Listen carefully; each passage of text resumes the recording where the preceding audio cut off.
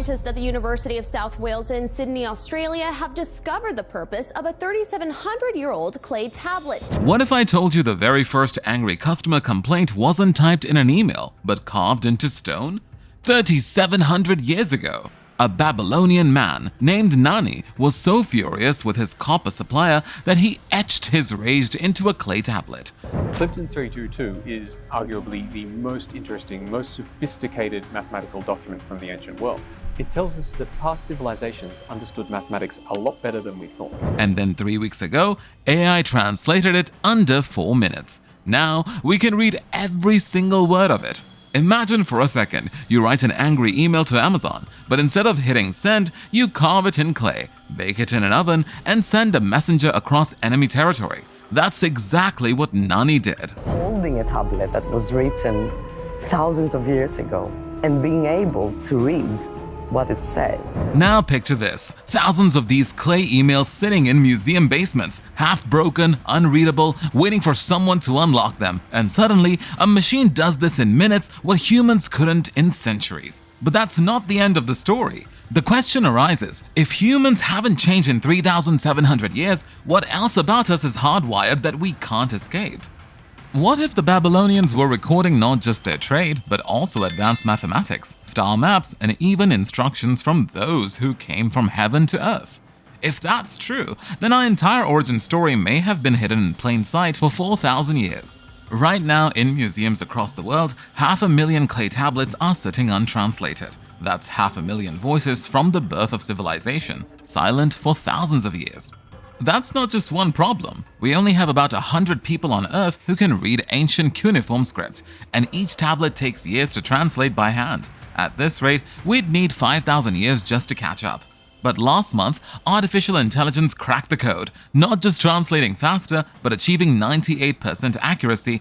It connected 30 separate clay fragments that had been scattered across different museums for a century and restored a complete text nobody knew existed. What it showed wasn't just myth or royal decrees, but something far more unsettling. Proof that ancient Babylonians were exactly like us. Same complaints, same hopes, same fears. And if 3,700 years of human progress hasn't changed who we fundamentally are, what does that say about our future? The impossible translation. I want you to imagine yourself in a room trying to read a language where every symbol can mean 5 different things depending on context, where over 1,000 characters change meaning based on when and where they were written, where the language itself has no living relatives to help you understand it. That's cuneiform, the world's oldest writing system, and it wasn't just a language, it was the data storage of the ancient world. Birth records, laws, poems, complaints, all fired into clay. For 150 years, brilliant minds dedicated entire lifetimes to translating just a handful of these tablets. If we looked at your museums, there's 500,000 of these tablets worldwide, but less than a fraction have been translated. At the time, we didn't realize how important it was. Subsequently, it has become one of the most studied objects from the ancient world. For centuries, our knowledge of Mesopotamia came from a trickle. So if we are having an entire hard drive of history, but only reading 1%, then what secrets are hiding in the other 99%? Researchers at Ludwig Maximilius Universität Munich did something nobody thought possible. They taught a machine to see patterns human eyes couldn't detect. The AI studied thousands of cuneiform characters. It learned context. It understood that the same wedge-shaped mark could mean God in one sentence and sky in another. It became fluent in a dead language. But things get massive turns. The AI didn't just translate tables, it started connecting fragments. 30 separate pieces of clay scattered across museums in 3 different countries, sitting unconnected for over a century. The machine saw they were part of the same document. It pieced them together like a puzzle. What emerged was a 3,700-year-old hymn. 250 lines of pure poetry from ancient Babylon, a text so popular in its time that at least 20 copies survived. School children memorized it, priests sang it, then it vanished from human memory for 3,000 years. The hymn that changed everything.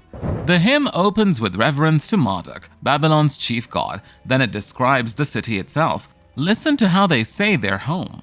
It flourishes in her charms like a fruit garden. The Euphrates quenches the tea, saturates the canebrake, disgorges its waters into lagoon and sea. Its fields burgeon with herbs and flowers. Wealth and splendor are bestowed, multiplied, and regally granted.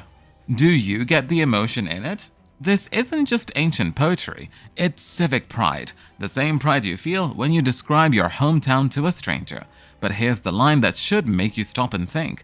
They respect the foreigners who live among them. 3,700 years old, Bronze Age. When there was no internet, not even global communication, and they're writing about respecting immigrants. We're still arguing about this exact issue today. The women history forgot. The hymn does something almost no other Babylonian text does. It talks about women, not as property, not as wives, but as people with jobs, responsibilities, spiritual authority. It names 3 classes of priestesses: Ugbagatu, Nadatu, and Kasdatu. It describes them as holy women who cleanse with pure water and kneel in prayer, armed with supplication. Before this translation, we had almost no detailed information about women's religious roles in ancient Babylon. History had erased them. The AI brought them back. Which makes you wonder, how many other voices have we lost? How many stories are sitting in those untranslated tablets, waiting for machines to give them back their voice? The complaint that proves we never change. The angriest letter in history. Now let me tell you about the second text that AI helped us fully understand. And this one will make you laugh, then make you deeply uncomfortable. It's a complaint letter written in 1750 BCE from a customer named Nani to a copper supplier named Inasir. Did you know who was the world's first Karen? In ancient Mesopotamia around 1750 BCE, a lady named Nani wrote a customer complaint letter to a copper merchant named Inasir. The letter is famously known as Complaint Tablet of Inasir. It is one of the oldest customer complaints ever recorded in history. Listen to what Nani wrote. When you came, you said to me, I will give you fine quality copper ingots. You left then, but you did not do what you promised me. You put ingots which were not good before my messenger and said, if you want to take them, take them. If you do not want to take them, go away. That's a 3,700-year-old one-star review. But it gets better. Nani continues. What do you take me for? That you treat somebody like me with such contempt? I have sent gentlemen to collect the money deposited with you. But you have treated me with contempt by sending them back empty-handed several times, and that through enemy territory? This man carved his anger into clay, fired it in an oven, sent it with a courier, the ancient equivalent of typing in all caps. The economy that sounds like ours. But here's why this matters beyond the humor. The AI isn't just translating angry letters, it's uncovering thousands of business documents, payment records, wage lists, inventory management, sales contracts, shipping manifests.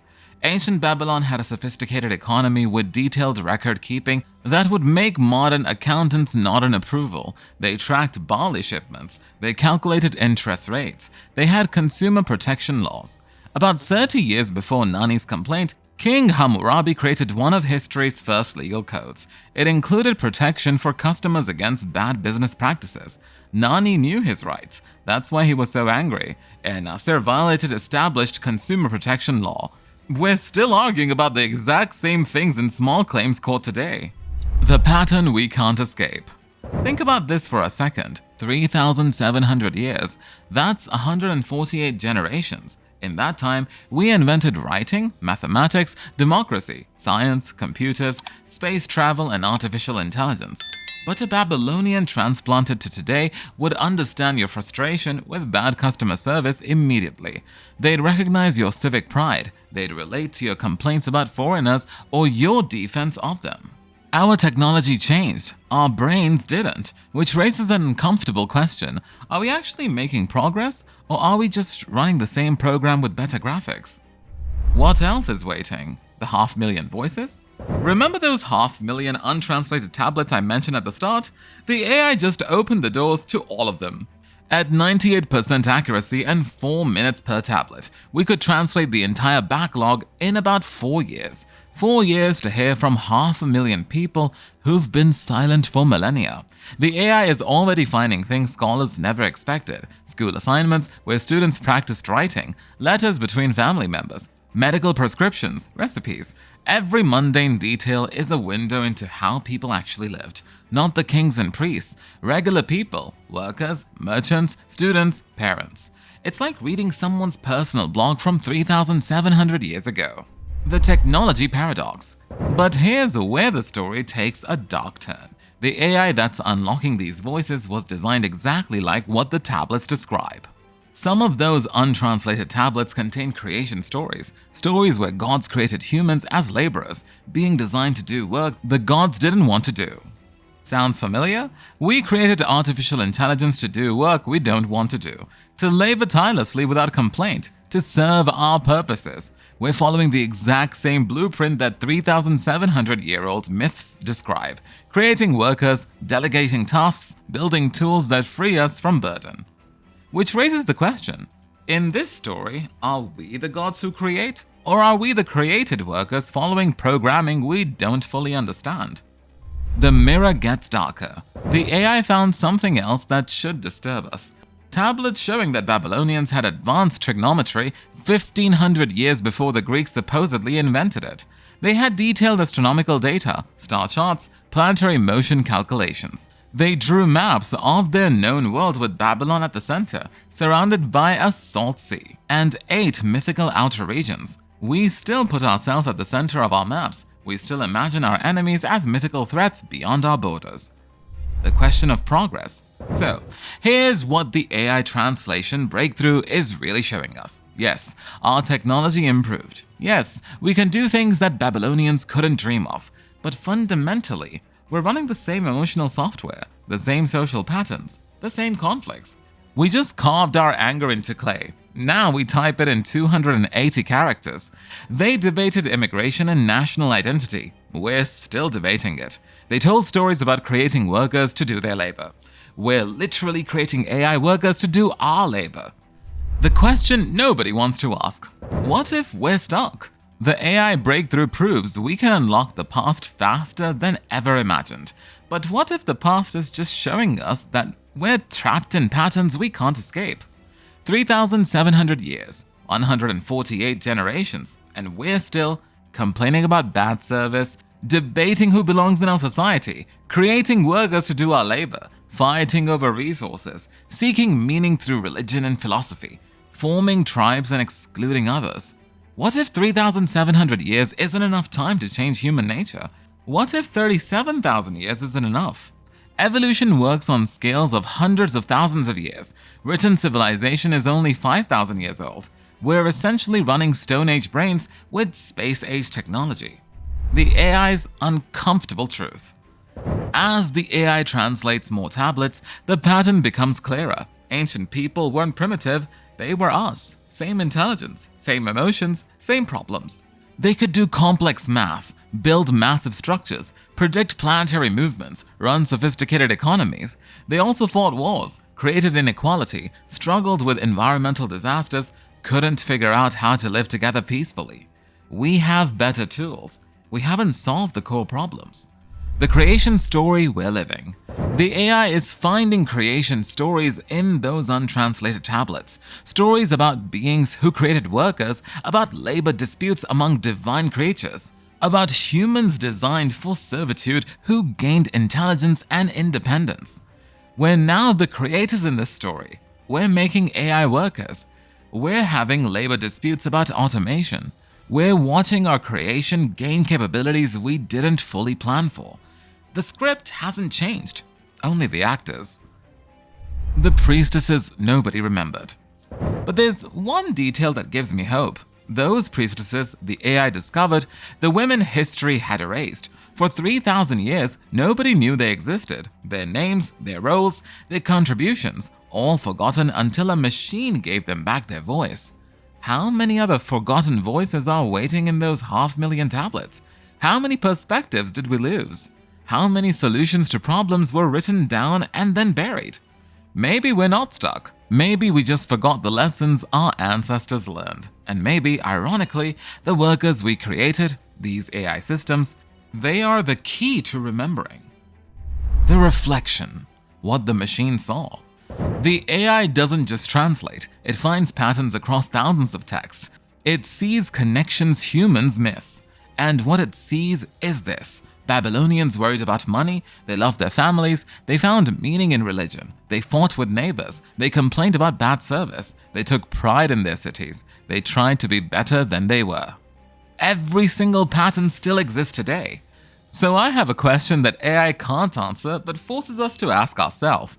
Is this human nature, the unchangeable core of who we are? Or is this programming pattern we're following without realizing there might be other options? The AI translating these tablets doesn't complain, it doesn't get tired, it doesn't demand fair wages or better working conditions. It's exactly what those ancient creation stories describe, the perfect laborer. And now we're realizing what the ancient gods realized. When you create something to do your work, you change the fundamental structure of society. Jobs disappear, purpose shifts, the relationship between work and meaning fractures. The Babylonians asked, why do the gods need us if we're just workers? We're asking, why do companies need us if AI can do the work? Same question, different technology. The hymn's final message. Remember that hymn? The one about Babylon flourishing like a fruit garden? That's a line near the end that the AI recently decoded. It says, these are the ones freed by Marduk. Freed from what? The texts break off. We don't know. Those final 100 lines are still missing. Maybe they were freed from labor, from servitude, from the limitations the gods originally designed into them. Or maybe freedom wasn't about escaping the pattern. Maybe it was about understanding it. Conclusion, the question we must answer. So, here we are. An AI has decoded tablets that prove humans haven't fundamentally changed in 3,700 years. Same complaints, same conflicts, same dreams. We read Nani's angry complaint letter and see ourselves. We read about respecting foreigners and realize we're still debating the exact same issue. We read creation stories about divine beings creating workers and realize we're acting out the same script. Which leaves us with a choice. We can see this as proof that we're stuck. The human nature is fixed. That 3,700 years from now, people will still be sending angry complaint letters and debating immigration and creating AI workers to create even more advanced AI workers. Or we can see this as proof that we've been stuck because we forgot, we lost the lessons, we buried the voices that might have known different ways. And now we have a machine that can help us remember, that can bring back 500,000 voices we silenced through time and neglect. Maybe among these voices is someone who figured out how to break the pattern, how to be human without repeating the same conflicts, how to create without creating inequality, how to progress without leaving pieces of ourselves behind. The machine works tirelessly, translating, connecting fragments, giving voice to the silent. But here's the real question. When we finally hear all those voices, all those perspectives, all those solutions we buried, will we listen? Or will we just file them away in digital storage, the same way we filed the clay tablets in basement archives for a century? The technology changes, the question stays the same. Who are we? Why are we here? Can we be better than we've been? The answers are written in clay, waiting for us to translate. The question is whether we're ready to hear them.